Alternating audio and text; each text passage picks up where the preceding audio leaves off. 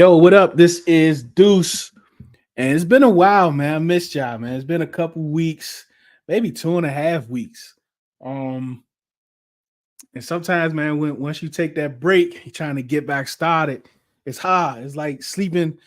Is like being up all day working out in the yard, getting that heat on you. Then when you take that nap, you don't wake up till like the next day around noon. So that's how it's kind of been when I've been out on this break. But we back at it. We opening it up today with our show, our fantasy show that we're going to run every Wednesday at 5:00.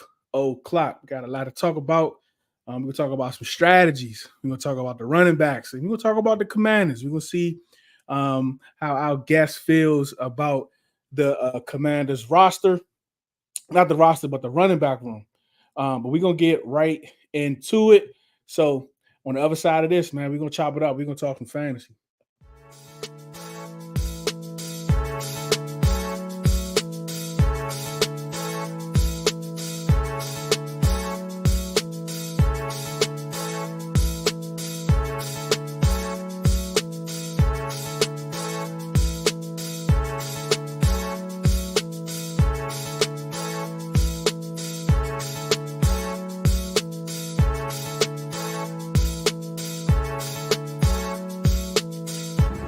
Shout out Red Zone Lab Podcast. Hey, what up, y'all? It's Benjamin St. Jude, DB for the Washington Commanders. I want to give a big shout out to Red Zone and the Lab Podcast. Welcome back. Red Zone and the Lab Podcast. I am Deuce and going to welcome you to our first, the Fantasy Fade.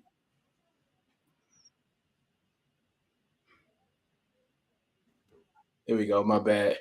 We're gonna start with Dave. Dave, how you doing, buddy? Reached out a few weeks ago. Wanted you to be our very first guest on our new show that we run every Wednesday to talk fantasy. How you doing today, man? I'm doing great, man. I really appreciate it, and love that intro. Get to meeting some players. That's legit. Yeah, most definitely.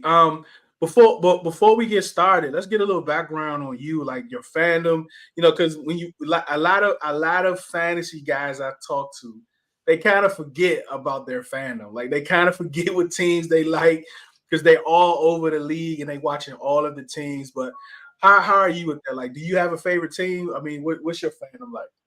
Yeah, and so I'm a Giants fan from New York, and so it's hard to be a Giants fan right now. But as far as fantasy football, the more you play, the more you get into it, you have to like other people. Like at one point in my life, I was like, I refuse to draft any Cowboys and Eagles. Like I refuse and draft them. I'm like, okay, I got A.J. Brown, but he's hostage.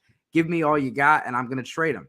But now I gotta. All right, you know what? I'm gonna start people against my Giants. I'm gonna draft some Cowboys. Won a championship with CeeDee Lamb and Dak Prescott last year. It felt dirty, but you know what? We like winning championships. And as far as giving advice, you can't let your fandom blind you. I am not going to tell you to draft Daniel Jones. So if you guys do not draft Daniel Jones, there's not many players on the New York Giants I would tell you to draft. Yeah, man, because I don't like. I know we've been kind of following each other just the last few months. When I met you in one of the chats, and those are my biggest rivals on Twitter. Is the Giants. I call them the Blue People, and I actually posted something right before the show that's getting some hits about Darren Waller's new solo. But yeah, let's get right into some fantasies, and let's talk. But before we get into fantasy, how did you get into fantasy? Like, how did you get into this realm of fantasy? Yeah, and so like for those of you that like fantasy football, if you've not played Dynasty Fantasy Football, if you want more, Dynasty Fantasy Football is where it's at. I always say it's like franchise mode in Madden. Like you're if you love that, if you really, some people it's not for them. But for me, that's what really got me into fantasy football was Dynasty. Mm-hmm. And so as far as creating content, just a couple of my buddies were like, man, we always talk about stuff. Let's do it. Let's get it. And then they all bailed and it's just me. And so I was kind of just social, just Twitter then expanded to doing podcasts, expanded doing more things. In the last 2 years, I've actually been able to attend the combine and be part of the media. And that's, being able to expand my game a little bit, actually doing things that, like my buddy sent me over NFL trade rumors. It's like, holy crap, this is you. And so like, it was, it was, I was reporting. I asked every single player, who have you visited with? What kind of formal visits have you had? And I was reporting on that. And they were picking that up and, put it on trade rumors, which is really cool for me to see. And then, of course, being able to meet the players and stuff is just amazing. This is awesome, right? Where like the love of something, how far it can take you. Like, I often say, do it because you love it, not because it loves you. And when you first start out, you have to love something because it'll just be you and your camera when you first start out. It's tough, man. All right. So strategies. The offenses versus defenses. I wanted to kind of talk to you about it because that matters a lot. It matters a lot in fantasy how the league has shifted to be more offense friendly, right? Yeah. In the league with all of the different rules and the way the kind of structure of the game has gone, more pass oriented. So, defense, you have smaller players now. You have smaller linebackers. You're going to have smaller D linemen and things like that to kind of help with the offense. And we know, like, it's a trend. It'll change. Once the offense gets smaller and faster, the defense gets smaller and faster, the offense will start to get bigger and heavier and start the running game and doing different things like that. But going from year to year, how does that impact fantasy? Yeah, as far as fantasy, the NFL is about selling tickets and TV time, and 3-0 games just don't cut it. So the rules really favor the offense. And so even though the defense might have just as much talent, the rules and everything, you can't touch, you can't, that Buffalo Wild Wings commercial. If you hit the quarterback high, it's a penalty. If you hit him low, it's a penalty. If you don't put him down on a pillow and give him a kiss goodnight, it's a penalty. Right. So, DB's the same way. Like, how many times you see one of these, George Pickens highlight catches, and you're like, dude was no, the DB didn't have a chance. He was put in a full Nelson and he caught the ball. And so it's hard for the defense, but for fantasy purposes, I am going to target bad defenses. At the end of the day, I'm looking for defenses that I can target. And, last year I kind of got hated on. That I called the Washington Commanders a bad defense. On Fantasy Pros. I called them a bad defense and they hated me on them for it. It was one of the worst defenses as far as pass. They couldn't stop it. And so, it was true. If you're drafting, you can't predict injuries and things like that. So I'm not going to look at strength of schedule and draft my redraft lineup against it. But when I set my lineup, matchups matter. Yeah. If a dude is playing against Sauce Gardner and instead he's playing against, a really bad corner, that might be the difference in me starting and sitting somebody. So I'm absolutely looking at defenses to target. I look at the New England Patriots and say, okay, you can start players against the Patriots. You can start players, against the Commanders. Those kind of teams. On the flip side of it, because of these last few years, you're starting to be able to incorporate defensive players. First it was just defenses and kickers. But now a lot of people going away from kickers and defenses and fantasy. But how do you the same type of, to flip it to the defensive side, how do you determine what defensive players to draft? Yeah, IDP is fun. I've been in a couple IDP leagues, and, I just would say, if you do those kind of things, make sure you pay attention to the scoring, because your rankings are always going to differ based on your scoring. But it is fun. You think about it, the NFL has, they have 22 starters at least. And in most cases, you're looking at a lot of, receivers and a lot of corners. You're looking at multiple starters that are added to that. And so having TJ Watt or Nick Bosa or Myles Garrett on your fantasy team is cool. Whenever you're watching a team play and maybe your offense is on the sideline, but TJ Watt goes and makes a strip sack and you just got some points. So any way to make the game more fun.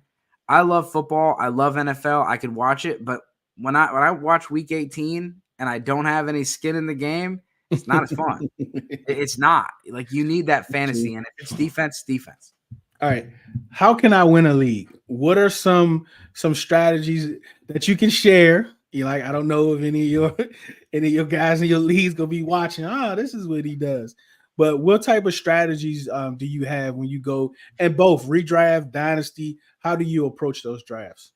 Yeah. So the first thing is familiarize with your format and settings, because it's going to change everything.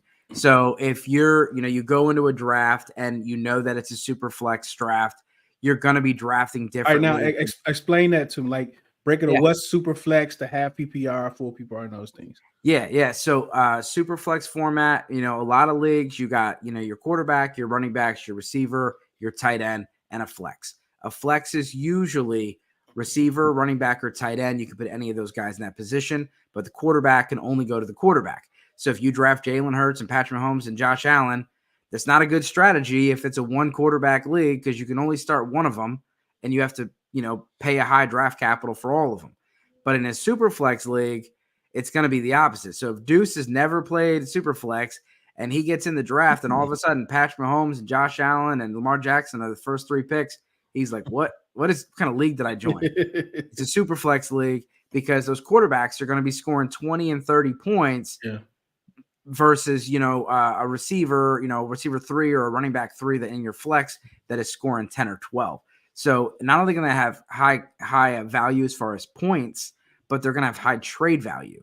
In a league where, it's a one quarterback league, I said, hey man, I'll give you Patrick Mahomes for Saquon Barkley. You're like, dude, no way.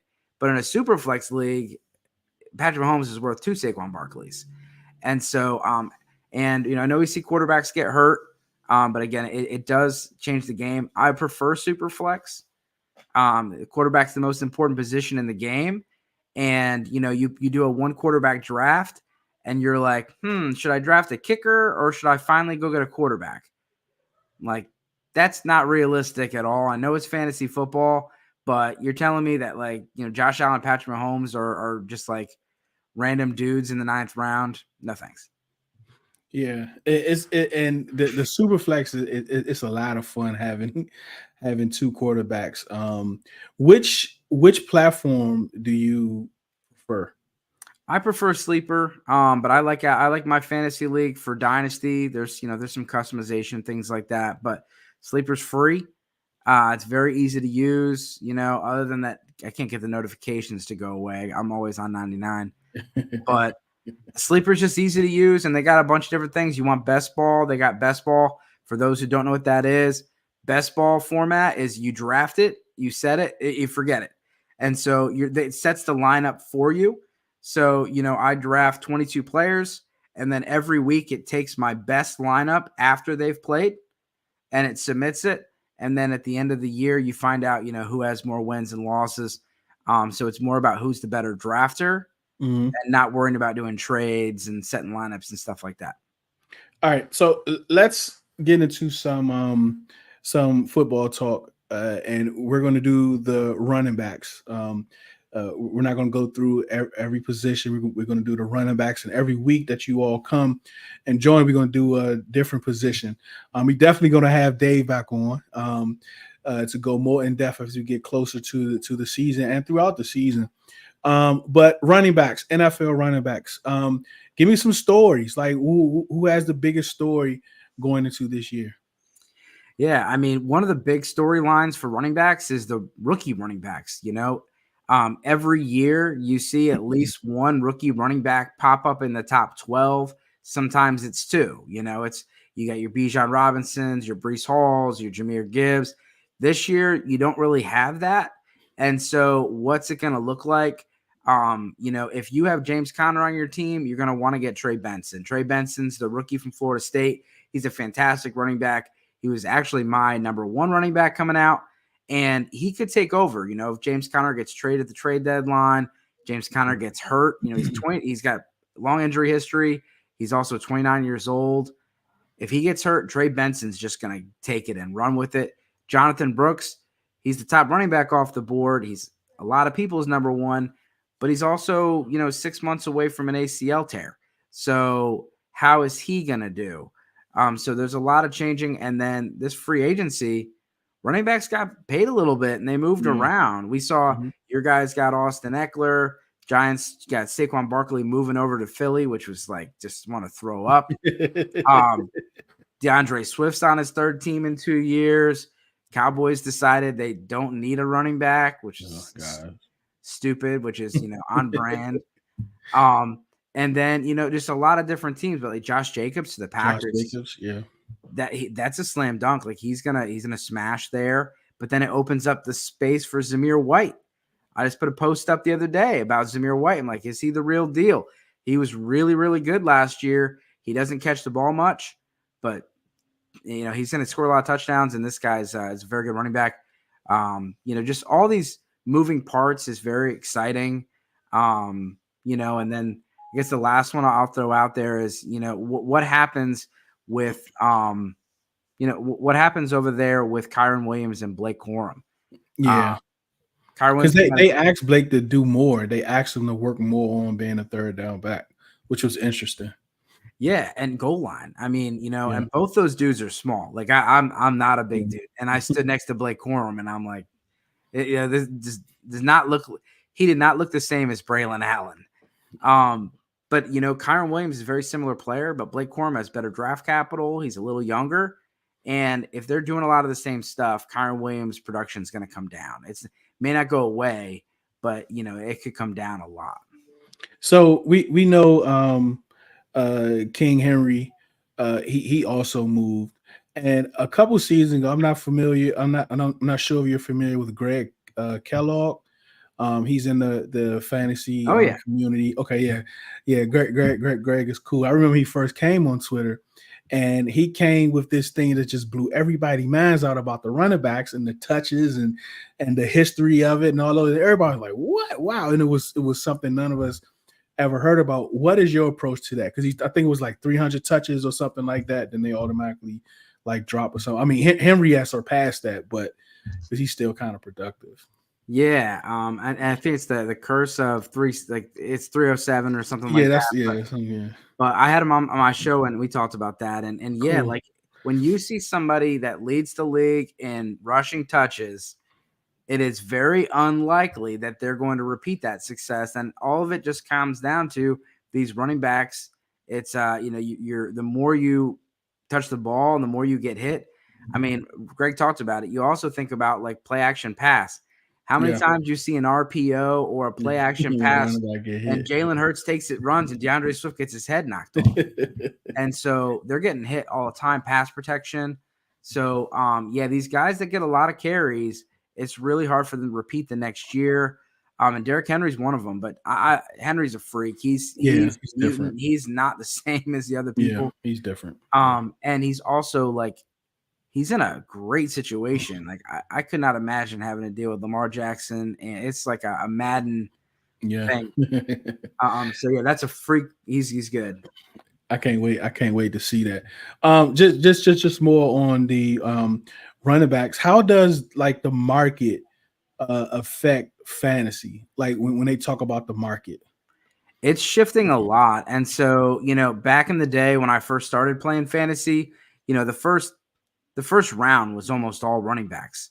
I mean, don't get me wrong, it was Adrian Peterson and Priest Holmes, LaDainian Tomlinson. It was loaded. But running backs aren't the same these days because you're not getting, and it's about Dynasty. It's the NFL's like Dynasty. They're not valuing the running back position. And so when you're looking at the running backs, people are not wanting to invest a first round pick in running backs just because of the volatility of the position. If you drafted Christian McCaffrey last year, you probably won your league. If you drafted Austin Eckler last year, you probably lost your league. And so you can really lose your draft. I mean, with taking a running back that gets hurt. Nick Chubb those kind of guys, you're taking a first or second round pick on them. And, there's such a likelihood that running backs get hurt. And there's so many committees. I mean, how many guys do you think are going to get over 20 touches a game? Yeah, that's true. And what's going on, Radar Shots? Imani, yeah, we do talk fantasy. Imani, I'm not as skilled. That's why I have guests. I know a little bit, but bring on guests. You can go ahead and drop your question. We'll try to answer it. But okay, so when we go back to the running backs in the league, and we see, like we just discussed, the market changes year after year. This player moves here, this player moves here. I want to go back to Miles Sanders. Miles Sanders had a heck of a year that last year with Philly and fantasy, but then he goes to Carolina and flop. When those changes are made, do you still look at those players as if they're in the same system? Or do you look at them and going into that new system and if they still going to be able to produce? I mean, same like King Henry too, so How do you all kind of gauge that? Yeah. And so, Miles Sanders is someone who's, he's been inconsistent in his career. And so, Amani, throw your questions out there, man. That's what we're here for. And so it's ironic you said that, because I was just on a show with Chad Parsons, and he said, who do you think the Dallas Cowboys running back is? I said, I don't know if their best running back is on the roster. I think you could see a guy like Miles Sanders get cut, James Conner get traded. He talked about Jordan Mason, some of the guys that could get squeezed out of the depth chart. But there's just, the market has changed so much because the NFL doesn't value running backs, and because so many teams are using committees and are using tandems, that like you really can't value a running back like you can a receiver, even in fantasy football. And so in Dynasty, you learn that very quick. In Dynasty, something you learn very quick is that receivers and quarterbacks have a lot more value than running backs. Mm-hmm. And it's a mindset change, because in redraft, it's like, no, the running backs do. But they're also like the running backs. For me, I want a running back that's going to catch the ball, because a reception is worth 1.5 times a carry. So you take Zamir White, for example. Last year, he was on a tear. He was running for 100 yards a game, almost a touchdown every game. He looked great. He never had an RB1 performance except for an RB12 finish, because he didn't touch the ball. But you got guys like Austin Eckler, guys that are catching the ball. 5 receptions in a PPR format, which is 1 point per reception, and 50 yards, that's 10 points. And so if you get 30 carries and 100 yards, it's 10 points. So you can much easily pick up points a lot faster in the receiving game. And then those guys that do both, the CMCs of the world, they're gold, because you're getting, you're only getting 20 touches. You're not getting 30 carries. You're getting 20 touches, but 5 or 10 of them are receptions, which is, like I said, times 1.5. Man, what's up, Chuck? I'm gonna throw your question up here in a minute, Imani, but I don't want to forget this question. So players like Devin A-Chain, right? Like one hit quitters, every other game, or they can kind of pop one. How do you kind of look at those players? I mean, even receivers too. Sometimes you got receivers, you got those downfield receivers that come in every now and then for the big balls to go down pause. But like, how do you gauge like drafting those type players? Yeah, it's a boom or bust. And so for me, it comes down to, what your cost is. So if I'm getting Devon Achane as my 3rd, 4th receiver, I'm at receiver running back, and I'm paying 4th round, 5th round draft capital, I'm fine. But where he's getting drafted now, I'm looking at best ball, I'm out. Mark Cuban, I'm out. Like, I noticed that. That's why I asked the question. It's crazy. Too much. I mean, this guy, he had 100 fantasy points in 4 weeks last year. He's explosive. But they drafted Jalen Wright. Raheem Mostert is still there. And everything that we were concerned about with this guy came true. I'm sure like there's people that like last year I was not in on him. Pat Fitzmaurice, He was in on him. Michael Florio was in on him, and I'm like, I just don't agree. Marcus Grant was in on him, and they were more right than I was as far as the blow up games. But we both kind of lost because he was good, but then he was not available. Yeah. All right, man. You see, I got Joe Burrow at the 1.1 at pick 7. Rich at 2.4, second round, 4th pick. Wilson, Rome, Trevor Lawrence at the 5. Dalton Kincaid at the 7. Brock Bowers. That's interesting. Kincaid and Brock Bowers. Drake May, JJ just fell to me at now 4. Do I take the value with 5 quarterbacks? Am I crazy? I'm thinking major trade value in year 2, but I don't know if I'm going crazy with that. I think he's just strategy. So I mean, people hoard quarterbacks, and so at the end of the day, you're right. Just don't go and tell everybody, and then they're like, all right, F this dude, and I'm not going to trade with them. But I mean, at the end of the day, last 2 years in a row, 60-plus quarterbacks started a game. We saw 9 rookies. Tommy DeVito was out here chucking it up. We had, we had Aiden O'Connell. I mean, random dudes have been, but over 60 starting quarterbacks 2 years in a row since we moved to the 17 game schedule, and they're getting hurt. So in super flex leagues, before I would always say you need at least 3. You need at least 4. 5, I mean, it depends on who else is available. I mean, if you like JJ, then, don't just grab him just to trade him because people may not be, interested. But if you grab JJ, it doesn't mean you couldn't trade Drake May. It gives you some options here. I think, again, it comes back to asset value.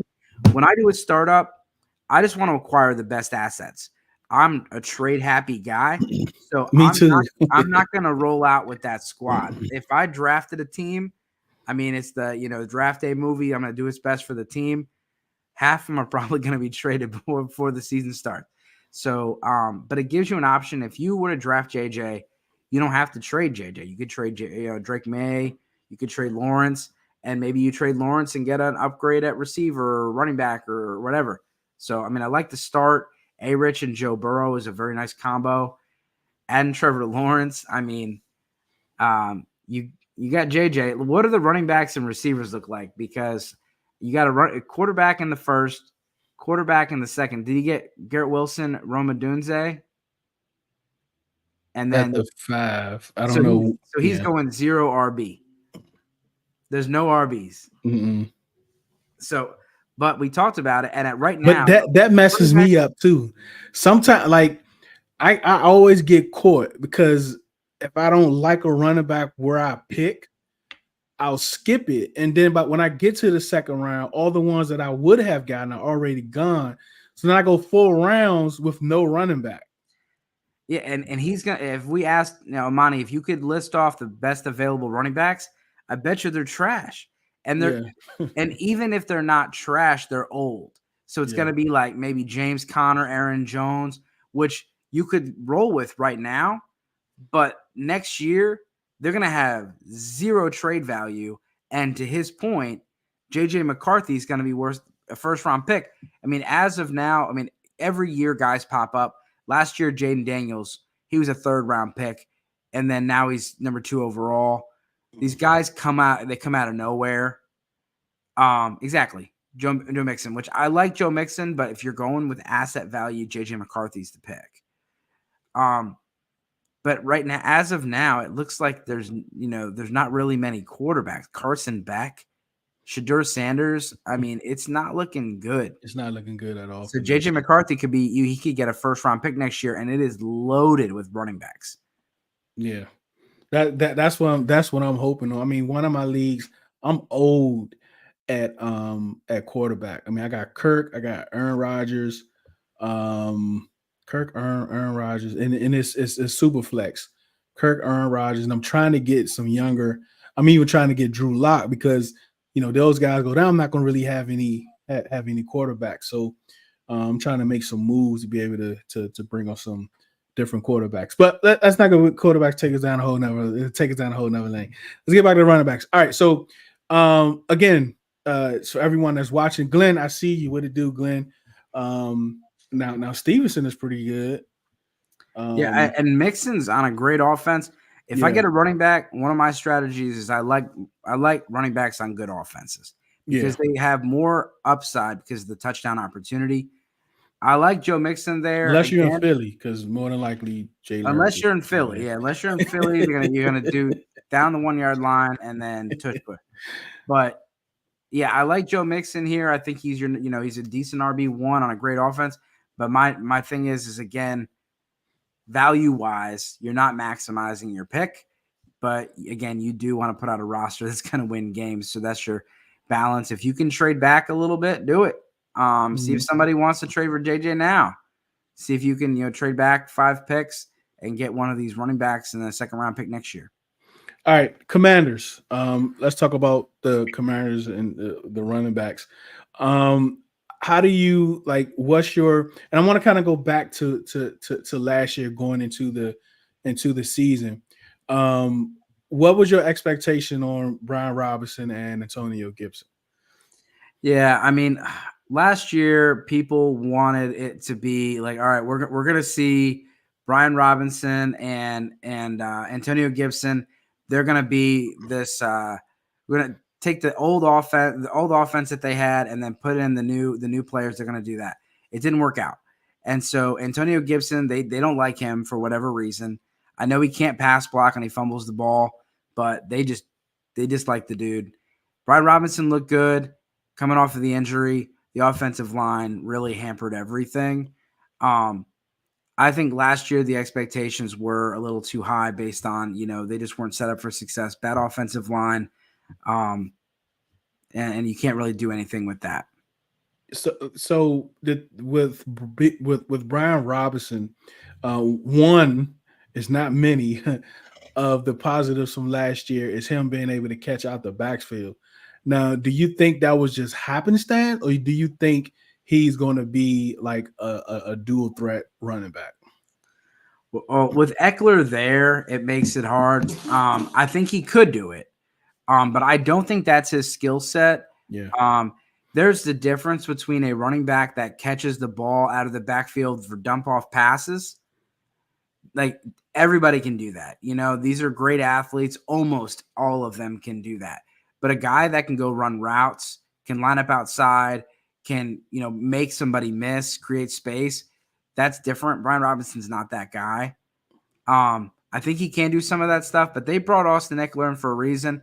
And Anthony Lynn was there when Austin Eckler became a thing. Mm-hmm. The Los Angeles Chargers, they had Melvin Gordon. He was a top 5 fantasy running back, and Austin Eckler took his job. And Anthony Lynn, when he went to Detroit, was also very pass happy to the running back. They target these kind of players. DeAndre Swift was, did great under Anthony Lynn. Back to Buffalo, that Isaiah Spiller. Anthony Lynn's always had a good pass catching running back. And I don't think Brian Robinson's going to be that, that's his main thing. He still probably catch 30, 40 catches, but Austin Eckler he's going to probably get 70, 80 targets. Yeah. And that's, do you think he'll be able to hold? Well, I think he's like what we kind of discussed earlier, like the running backs that have been very successful the last few years, injuries kind of popping up here and there more and more, but he comes here, he's not looking to be RB1. So that's going to take some of those touches and hits and all those stuff off of him. What type of year do you think Austin Eckler can have? If he, let's just say 15 games.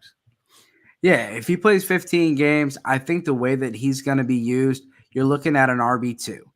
You're looking at, unless you're playing in standard formats, there's no receiving, receptions.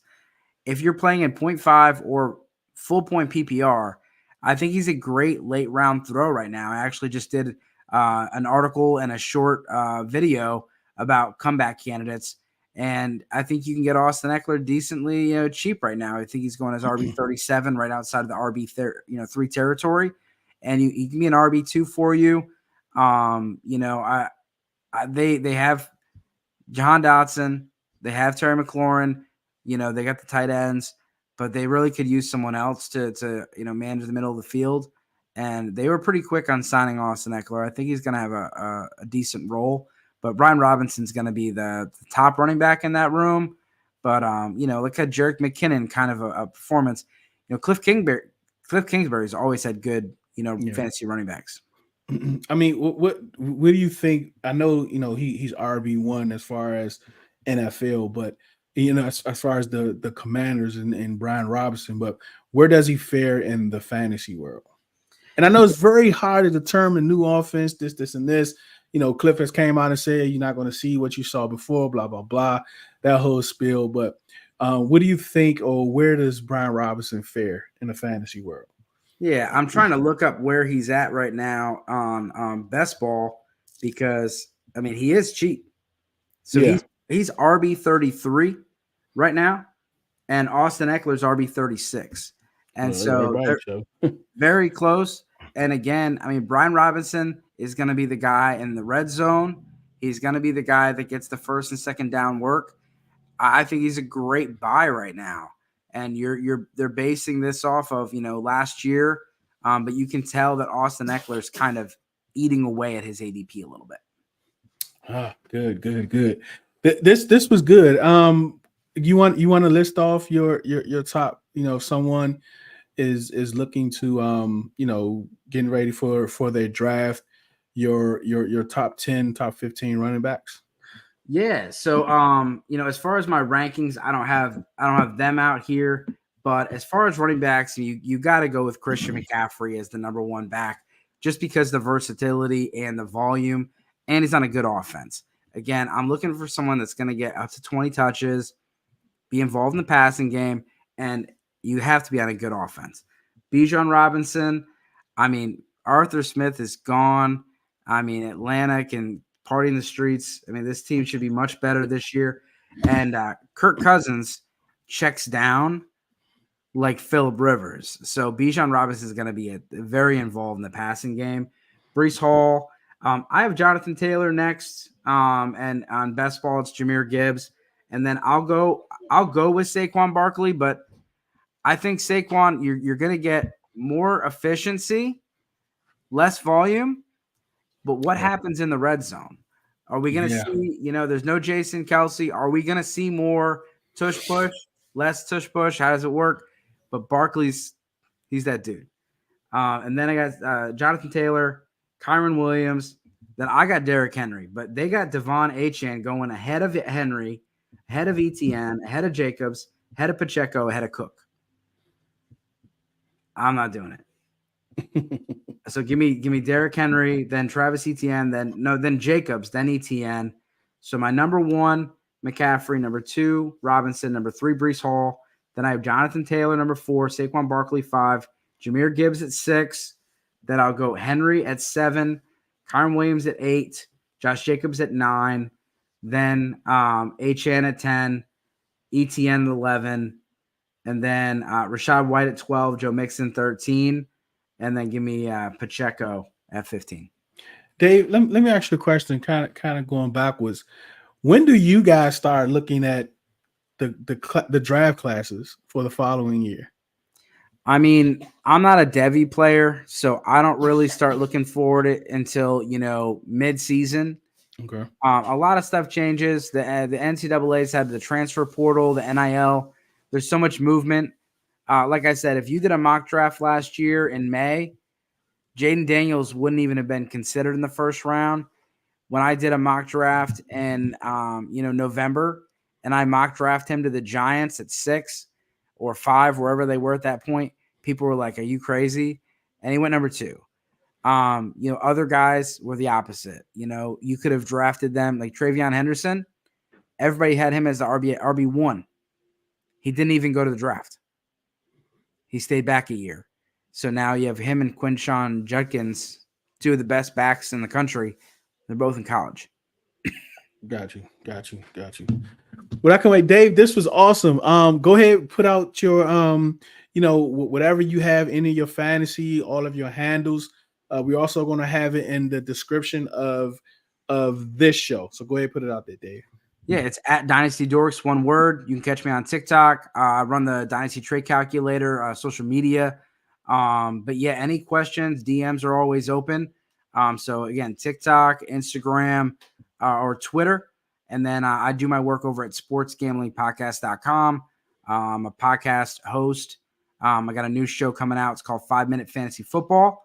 And we'll be dropping 3 5-minute micro podcasts a week for the rest of the offseason.